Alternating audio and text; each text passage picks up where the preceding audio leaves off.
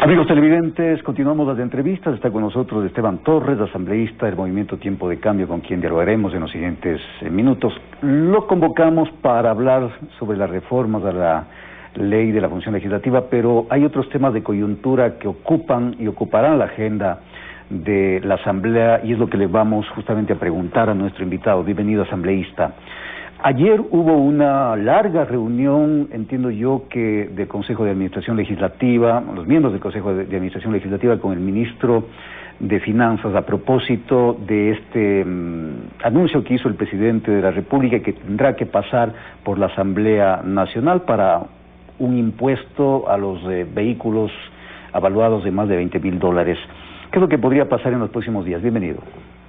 Gracias, un saludo a todos. En efecto, ayer hubo una reunión, entiendo, entre la Asamblea y el ministro de Finanzas. Yo no estuve presente, no sé qué se trató. Lo que sí le puedo decir es que la situación económica es compleja, la entendemos. La pandemia ya del coronavirus tiene afectaciones económicas directas en la economía. Hay muchos contenedores que están en los puertos de productos ecuatorianos que no se están comprando, no se están vendiendo. Esto genera problemas, yo lo sentiremos en las próximas semanas con mayor intensidad. El tema del petróleo también, que sufrió una baja y ha despuntado levemente, pero no a los niveles necesarios y estimados para el presupuesto ecuatoriano. Eso implica, por supuesto, medidas. Yo saludo algunas de las medidas del gobierno, como el hecho de reducción de la masa salarial, habrá que ver si eso se da como tal. También la fusión de ministerios, de secretarías, de institutos. Lo que sí me preocupa, y he alzado la voz respecto de eso, es un tema que precisamente necesitará el tratamiento de la Asamblea, que es esta contribución del 5% a los autos de más de $20.000. ¿Por qué le preocupa esta situación? Porque yo veo que la medida afecta realmente a la clase media. En este país el costo de los autos, un Spark, por ejemplo, cuesta $16.000, cuando en Perú, en Colombia, cuesta $8.000, $7.000. Es decir, ya pagamos mucho más por el mismo auto, y adicionalmente un impuesto de una contribución, pero en el fondo es un impuesto de $20.000, significaría $1.000 más por auto.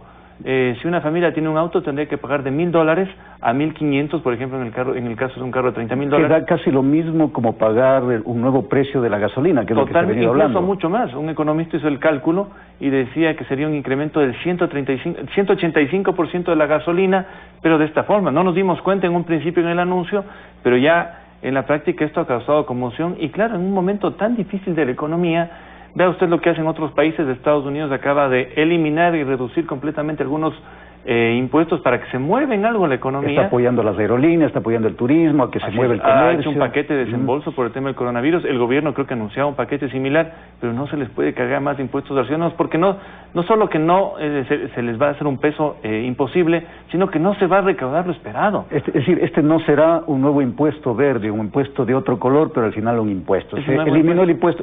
Entonces, ahí hablamos de la coherencia y la incoherencia. O sea, la Asamblea Nacional aprobó la eliminación de un impuesto, y ahora crear otro impuesto como que no cuadra. Además, el gobierno, y eso lo he dicho públicamente, comete el mismo error que cometió en octubre.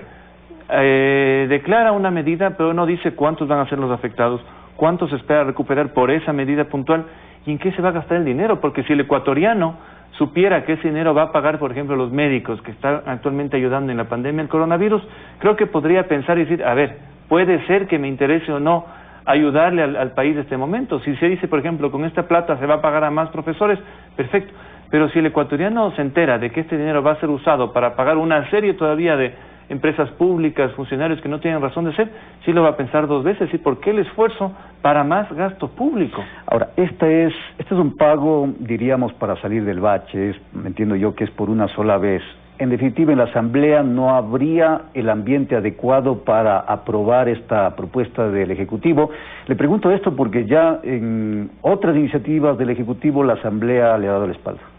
Sí, yo creo que el gobierno tiene un problema de gobernabilidad, de coordinación con las demás funciones, tiene una popularidad también por los suelos, lo cual le impide tener ese impulso político para provocar las grandes reformas que hacen falta en el país, y eso sí me preocupa. Yo creo que habrá aquí igual altura de miras para apoyar en lo que se tengan que apoyar, sin que esto implique, por supuesto, sacar más dinero a los ecuatorianos, pero las soluciones se pueden dar. Es cierto que el gobierno ha dado medidas para sostenerse hasta el 2021, yo no le puedo culpar, yo hubiera esperado que sean otras medidas, pero sé que el momento político es muy difícil.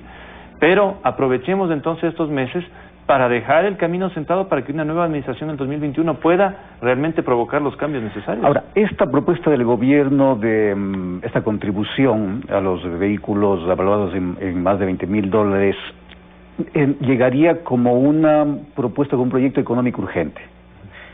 Ese es uno. Y el otro que tiene pendiente el gobierno es del Código Monetario y Financiero, que también llegaría con un proyecto económico urgente. Es decir, irían dos proyectos económicos urgentes que legalmente no podrían tramitarse, porque solamente debería haber uno. Sí, tendría que ser ese el tratamiento para que tenga también una mayor agilidad del proyecto.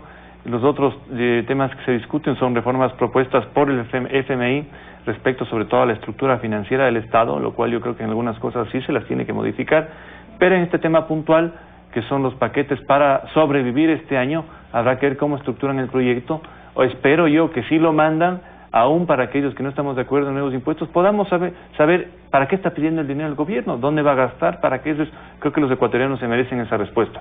Y estamos a la expectativa. Ahora también me preocupa, y este es un punto aparte, el trabajo de la Asamblea con la pandemia ya declarada del coronavirus.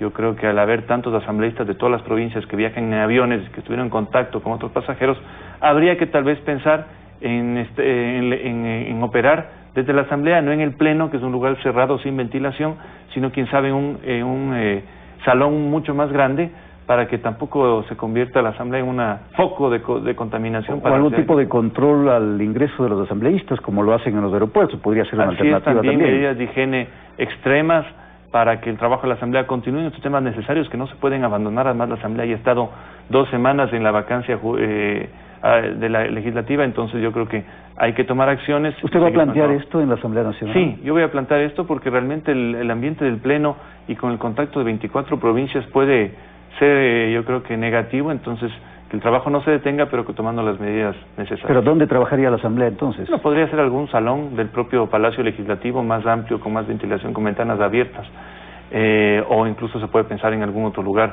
mucho más grande. ¿Hay temor? Yo creo que sí hay temor, porque la declaración de la pandemia, que afecta sobre todo a los más vulnerables, a enfermos y a personas de la tercera edad, no puede ser tomada a la ligera. Tenemos la posibilidad todavía en el país de con un buen planteamiento contener los pocos casos que tenemos y no caer en lo que está pasando en Italia.